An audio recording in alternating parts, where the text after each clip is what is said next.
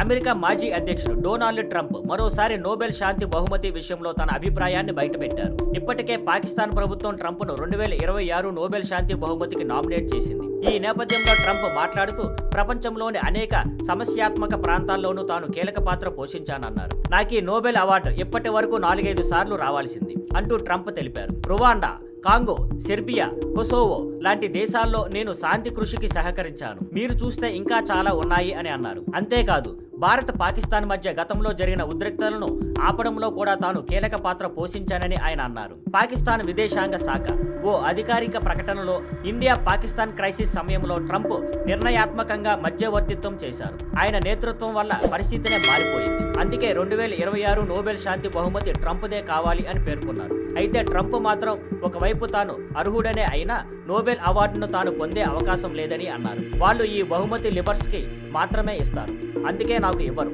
అంటూ వ్యంగ్యంగా స్పందించారు. Thank you for watching. Please like, share and subscribe.